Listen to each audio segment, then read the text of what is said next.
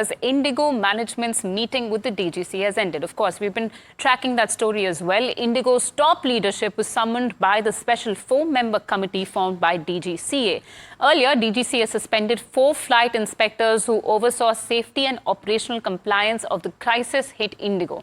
Meanwhile, Indigo has roped in an independent aviation expert to review the disruptions. Indigo has approved the appointment of veteran aviation expert Captain John Ilson to conduct an independent expert review and root cause analysis of the recent operational disruption and the contributing factors to it.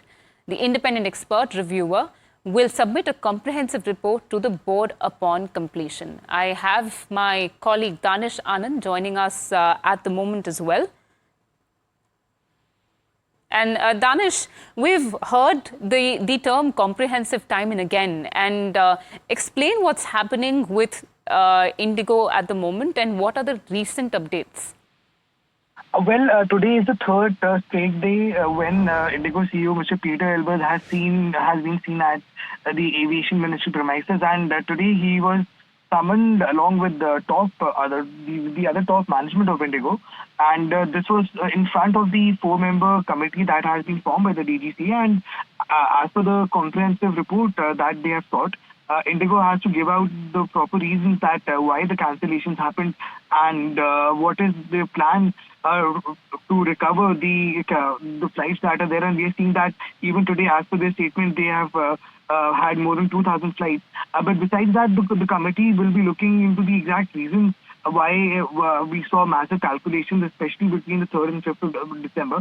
So this committee might do certain more meetings in the coming few days, but it is tasked to submit a final report in the 15 days, and then we can expect some kind of the other action from the DGC or from the Ministry of Civil Aviation. Besides that, the other big update is as the Interglobe board a couple of days back passed the idea of hiring an expert who can look at the proper issues of what happened with Indigo over the past few days, and he will also help Indigo to conduct a root cause analysis.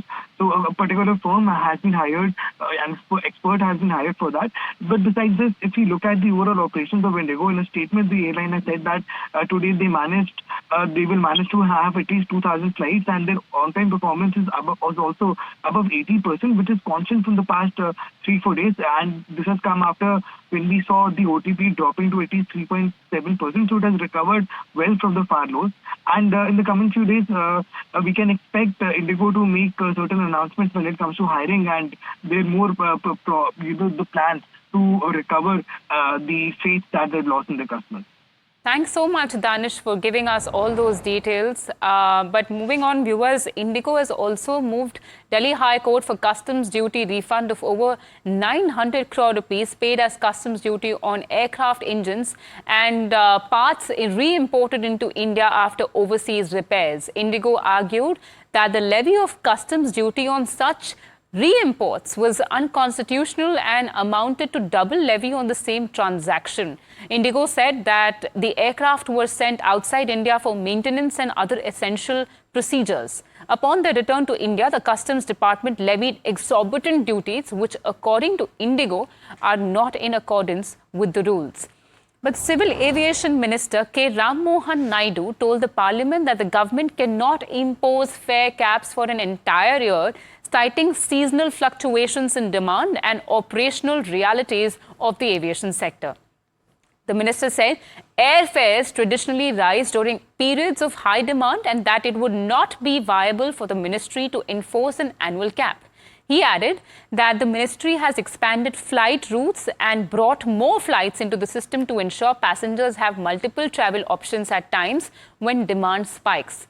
His remarks came amid widespread concern over expensive air tickets during major festivals and as Indigo faced a mandated reduction in its flight schedule recently.